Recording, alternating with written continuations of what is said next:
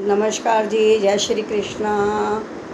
भगवत महापुराण की जय। सभी को बोलना पड़ेगा।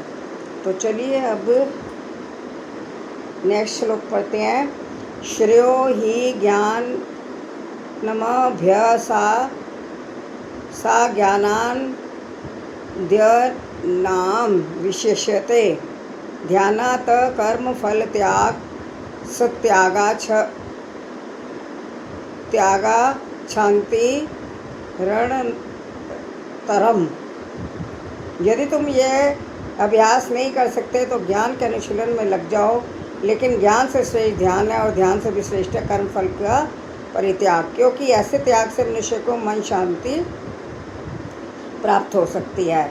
जैसा कि पिछले श्लोकों में बताया गया कि भक्ति दो प्रकार की है, विधि विधानों से पूर्ण, भगवत प्रेम की आसक्ति से पूर्ण। किंतु जो लोग कृष्ण भावनामृत के नियमों का पालन नहीं कर सकते, उनके लिए ज्ञान का अनुशीलन करना श्रेष्ठ है।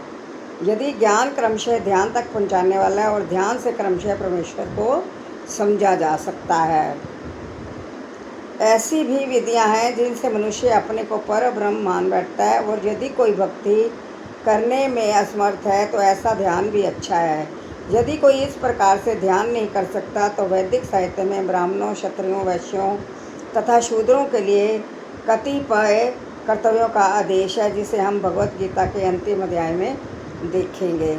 लेकिन प्रत्येक दशा में मनुष्य को अपने कर्म फल का त्याग करना होगा, जिसका अर्थ है कर्म फल को किसी अच्छे कार्य में लगाना। नेक्स्ट है अदेष्टा सर्वभूतानां मैत्र करुणा च एवं च निर्ममो निरहंकारः सम दुखा सुखा शमिः संतुष्टा संतत योगी यत आत्मा दृष्टिनिष्ठे मध्य अर्पित मनोबुद्धियो मदतः स में प्रियः। जो किसी से द्वेष नहीं करता लेकिन सभी जीवों का दयालु मित्र है, जो अपने को स्वामी नहीं मानता और मिथ्या अहंकार से मुक्त है, जो सुख दुख में समभाव रहता है, सहिष्णु है, सदैव आत्मतुष्ट रहता है, आत्मस्यामी है तथा जो निश्चय के साथ मुझ में मन तथा बुद्धि को स्थिर करके भक्ति में लगा रहता है, ऐसा भक्त मुझे अत्यंत प्रिय है। भगवान कह रहे हैं। शुद्ध भक्ति पर पुनः आकर भगवान इन दोनों श्लोकों में शुद्ध भक्ति के दिव्य गुणों का वर्णन कर रहे हैं। शुद्ध भक्ति किसी भी परिस्थिति में विचलित नहीं होता, ना ही वह किसी के प्रति ईर्ष्यालु होता है, ना वह अपने शत्रु का शत्रु बनता है। वह तो सोचता है कि वह व्यक्ति मेरे विहित दुष्कर्मों के कारण मेरा शत्रु बना हुआ है, अतः विरोध करने की अपेक्षा कष्ट सहना अच्छा है। मुसीबत में पड़ता है तो वह सोचता है कि यह भगवान की मेरे ऊपर कृपा है, मुझे अपने विगत दुष्कर्मों के अनुसार इससे कहीं अधिक कष्ट भोगना चाहिए था। यह तो भगवत कृपा है कि मुझे मिलने वाला पूरा दंड नहीं मिल रहा है, भगवत कृपा से थोड़ा ही दंड मिल रहा है। अतएव अनेक कष्टपूर्ण परिस्थितियों में भी वह सदैव शांत तथा धीर बना रहता है।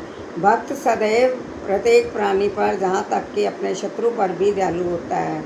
निर्मम का अर्थ यह है कि भक्त शारीरिक कष्टों को प्रधानता नहीं प्रदान करता, क्योंकि वह अच्छी तरह जानता है कि वह भौतिक शरीर नहीं है, वह अपने को शरीर नहीं मानता, अतः वह मिथ्या अहंकार के बोझ से मुक्त रहता है और सुख तथा दुख में समभाव रहता है। वह सहिष्णु होता है और भगवत कृपा से जो कुछ प्राप्त होता है उसी से संतुष्ट रहता है।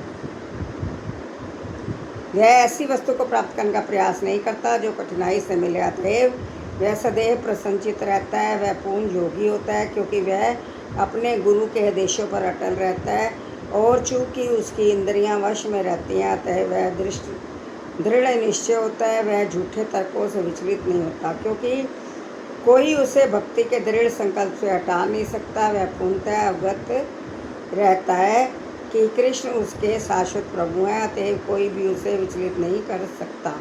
इन समस्त गुणों के फलस्वरूप वह अपने मन तथा बुद्धि को पूर्णतः परमेश्वर पर स्थिर करने में समर्थ होता है। श्री कृष्ण भगवान की जय। भगवत महापुराण की जय। पढ़ लो भाई, पढ़ लो। बहुत काम की चीज़ नहीं बोलना चाहिए, ज्ञान है, बहुत काम का ज्ञान है।